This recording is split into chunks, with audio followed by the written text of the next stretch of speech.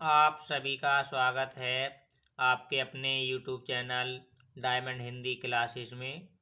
और आज हम बात करेंगे कक्षा 10 हिंदी गद्य खंड में भगवत शरण उपाध्याय द्वारा लिखित अजंता पाठ के गद्यांशों पर आधारित प्रश्नों के बारे में।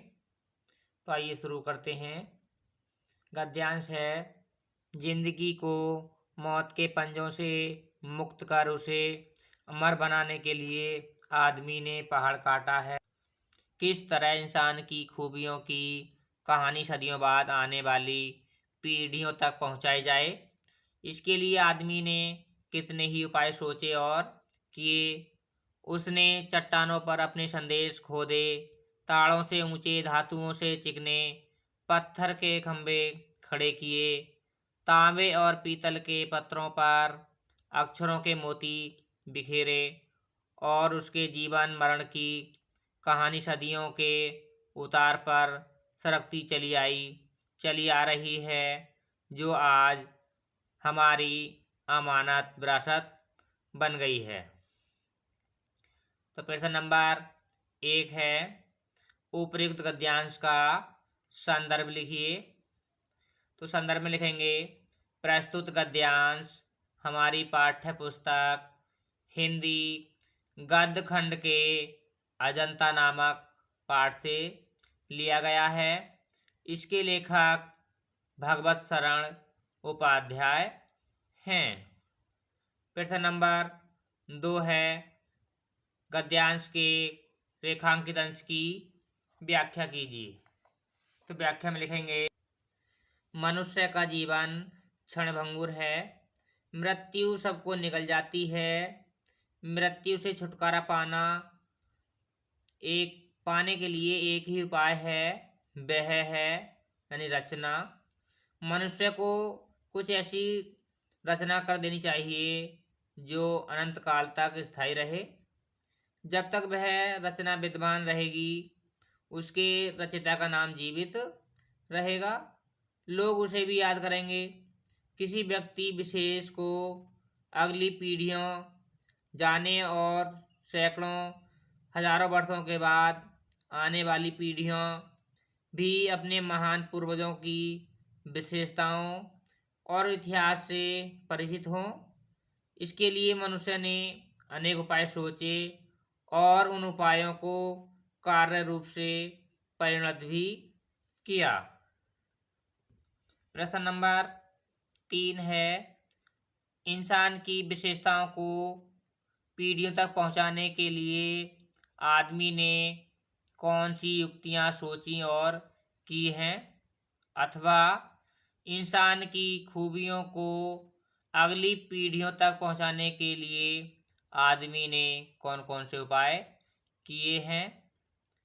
तो दोनों प्रश्नों का आंसर एक ही है, यानी कि दो तरह से पूछ लिया गया है।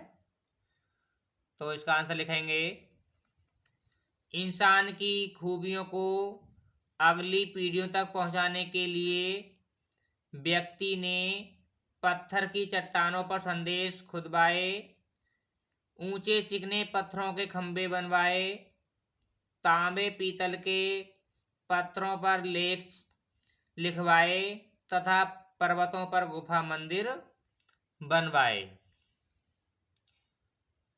गद्यांश है आपका अब। तो गद्यांश दूसरा है, और जैसे संगसाजों ने उन गुफाओं पर रौनक बरसाई है, चितेरे जैसे रंग और रेखा में दर्द और दया की कहानी लिखते गए हैं। कलावंत छेनी से मूर्तें उभारते कोरते गए हैं। वैसे ही अजंता पर कुदरत का नूर बरस पड़ा है। प्रकृति भी वहाँ थिरक उठी है। बम्बई अब मुंबई के सूबे में बम्बई और हैदराबाद के बीच विंध्याचल के पूर्व पश्चिम दौड़ती पर्वतमालाओं से निचौंधे पहाड़ों का एक सिलसिला उत्तर से दक्षिण चला गया है, जिसे हिमाद्री कहते हैं। अजंता के गुहा मंदिर उसी पहाड़ी जंजीर को शनाख्त करते हैं।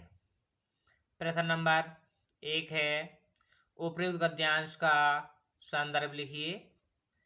तो संदर्भ में लिखेंगे, प्रस्तुत गद्यांश हमारी पाठ्य पुस्तक हिंदी गद्य खंड के अजंता नामक पाठ से लिया गया है। इसके लेखक भगवत शरण उपाध्याय हैं। प्रश्न नंबर 2 है, गद्यांश के रेखांकित अंश की व्याख्या कीजिए। तो व्याख्या में लिखेंगे, अजंता की गुफाओं को देखकर ऐसा लगता है कि पत्थरों को काटकर मूर्ति बनाने वाले कलाकारों ने इन गुफाओं में चारों ओर सौंदर्य की वर्षा कर दी है। चित्रकारों ने रंगों और रेखाओं के मध्य से पीड़ा और करुणा की भावना को व्यक्त करने वाले सजीव चित्र अंकित कर दिए हैं। शिल्पकारों ने अपनी छेनी की चोटों से पत्थरों को काटकर और उभारकर सजीव मूर्तियां बना दी हैं। अजंता की गुफाओं में प्रकृति ने भी विशेष सौंदर्य बरसाया है। ऐसा लगता है कि प्रकृति भी उस कलात्मक सौंदर्य को देखकर आनंद से नृत्य करने लगी है। प्रश्न नंबर 3 है, अजंता की मूर्तिकला की कौन सी विशेषताएं इस गद्यांश में बताई गई हैं। तो इसमें विशेषताएं लिखेंगे, तो चित्रकारों ने रंगों और रेखाओं के माध्यम से पीड़ा और करुणा की भावना को व्यक्त करने वाले सजीव चित्र अंकित कर दिए हैं।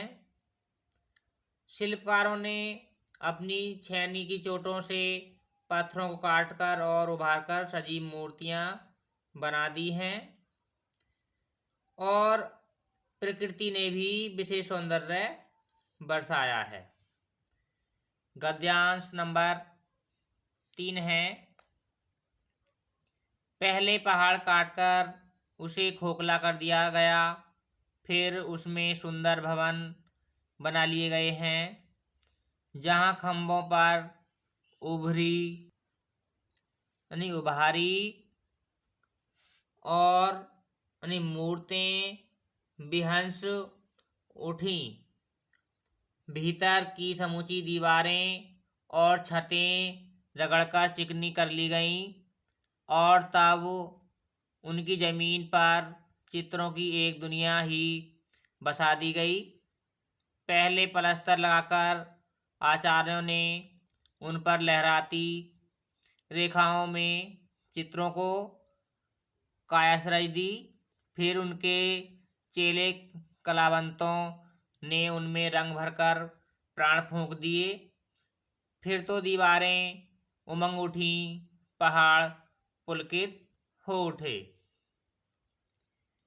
तो प्रश्न नंबर 1 है, उपयुक्त गद्यांश का संदर्भ लिखिए। तो संदर्भ में लिखेंगे,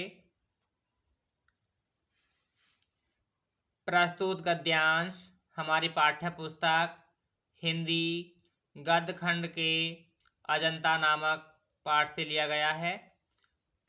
इसके लेखक भगवत शरण उपाध्याय हैं। प्रश्न नंबर 2 है, रेखांकित अंश की व्याख्या कीजिए। तो व्याख्या में लिखेंगे, प्रस्तुत गद्यांश में लेखक कहते हैं कि सर्वप्रथम गुफाओं के अंदर की दीवारों और छतों को रगड़ रगड़ कर अत्यधिक चिकना बना लिया गया। इसके बाद उस चिकनी पृष्ठभूमि पर चित्रकारों के द्वारा अनेक चित्र बना दिए गए, जिनको देखकर ऐसा लगता है कि चित्रों की एक नई दुनिया ही निर्मित कर दी गई हो। प्रश्न नंबर 3 है, पहाड़ों को किस प्रकार जीवन बनाया गया, गद्यांश के आधार पर स्पष्ट कीजिए। तो पहाड़ों को काटकर भवन का रूप दिया गया। दीवारों, छतों और खंभों को चिकना कर उन पर सजीव चित्र निर्मित किए गए। चित्रों में रंग भी भरा गया। इस प्रकार पहाड़ों को जीवंत बना दिया गया।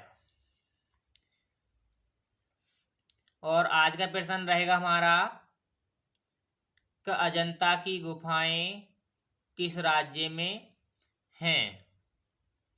इसका आंसर आपको कमेंट में देना है। और जिन्हें नहीं पता है उनको इसका आंसर अगले वीडियो में मिल जाएगा। और आज के वीडियो में बस इतना ही। आपको यह वीडियो कैसा लगा हमें कमेंट करके बताएं। और आपको वीडियो अच्छा लगा हो तो वीडियो को लाइक और शेयर करें। मिलते हैं अगली वीडियो में। तब तक के लिए सभी को नमस्कार।